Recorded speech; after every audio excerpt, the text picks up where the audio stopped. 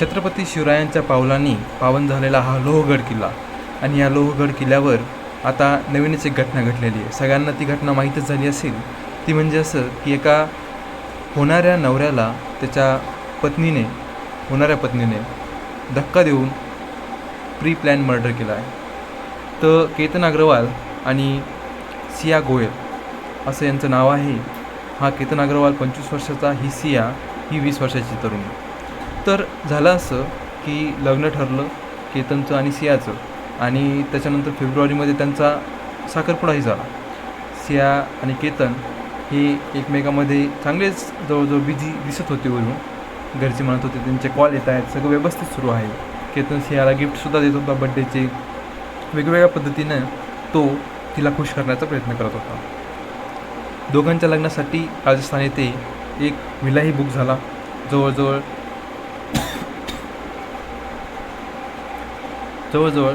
18 करोड रुपये या विलाची किंमत होती. आणि 2 विमानं, जसं की आपल्याकडं बस, ट्रॅव्हल्स, खूप साऱ्या वेगवेगळ्या गोष्टी असतात त्याने की आपण वऱ्हाड नेतो, तसं महाराष्ट्रातून तिकडे वऱ्हाड नेण्यासाठी 2 विमानंही बुक करण्यात आली.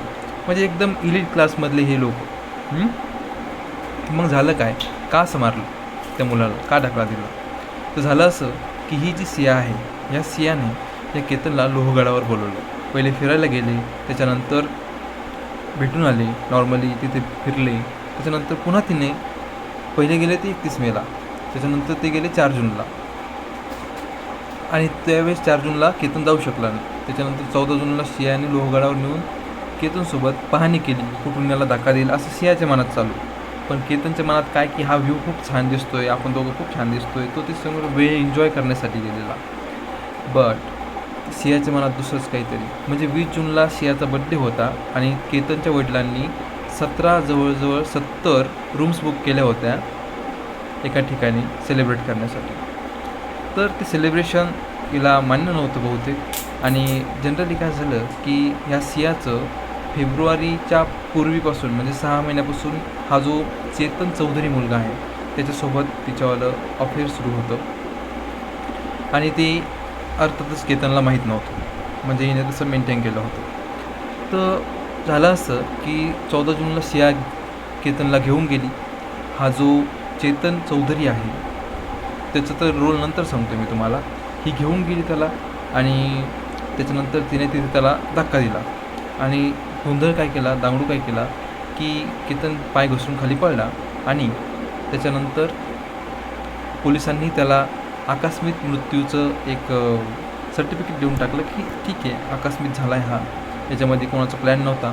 बट हळूहळू पत्ते ओपन व्हायला लागले. जसं की केतनच्या बहिणीने हिला घरी बोलवलं, तेव्हा हिचं स्टेटमेंट वेगळं येऊ लागलं. पोलिसांनाही संशय होताच.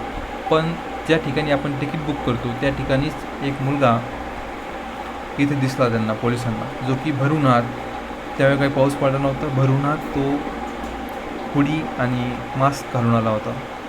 तर आणि हा मुलगा त्याच ठिकाणी सियाला एक्सप्रेशन देऊन खुणवत होता. तर हे पोलिसांच्या लक्षात आलं. त्यांनी पहिले याला उचललं आणि जस्ट नॉर्मल हेरफेरीच्या चक्करमध्ये याला उचललं. त्याच्यानंतर त्याने जेव्हा खरं कबूल केलं तेव्हा सियालाही त्यांनी उचललं. तर पोलिसांना असं रेकॉर्ड सापडलं की 6 महिनेपासून हे दोघं कॉन्टॅक्टमध्ये 238 सारे एकमेकांवर बोलले आणि 2004 वेळेस त्यांनी फोन केला. तर या सगळ्या गोष्टी त्यांच्या लक्षात आल्या आणि आता दोघांनी गुन्हा कबूल केला आहे. हा लोहगड, जो की त्याची एक साईड 350 फूट खोल आहे, त्या मुलीने त्याला तिथून ढकलून प्री प्लॅन मर्डर केला. आणि विशेष म्हणजे हा जो चेतन चौधरी आहे हा काही कमी हुशार नव्हता. याने स्वतःचा फोन याच्या दुकानात ठेवला आणि नोकराचा फोन घेऊन हा लोहगडावर गेला. आणि जेव्हा पोलिसांनी ट्रेस केलं तेव्हा याचा तर फोन तिथं दिसला नाही.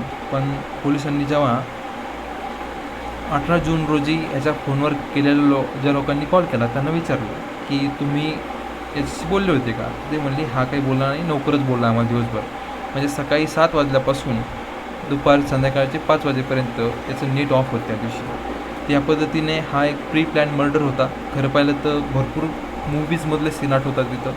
जसं की एक प्री प्लॅन्ड दृश्यमधला सीन आठवतो आहे. त्याच्यानंतर एक त्याच्यामध्ये त्यांचं मोबाईल वगैरे ही लोकेशन म्हणजे खूपच गुन्हेगारसुद्धा खूपच जी गुन्हेगारी मानसिकता आहे ती खूपच आजकाल चालाक झालेली आहे.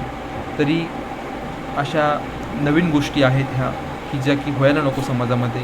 खरं पाहिलं तर हा मुलगा खूपच निर्दोष बेगुन्हा होता आणि त्यासोबत ह्या घटना झाल्या. आता महत्त्वाचा मुद्दा असा येतो की सिया हे लग्न मोडू शकत होती ना लग्नाच्या आधीच. तर सियाने कबुली केली आहे की ती हे लग्न मोडणार नव्हती, कारण तिच्या फॅमिलीवर काही डाग लागेल किंवा काही प्रॉब्लेम होईल म्हणून तिने हे लग्न मोडलं नाही. आणि आता जो फॅमिलीला कायमचा डाग लागला आहे तो कोणीच मोडू शकत नाही. नमस्कार.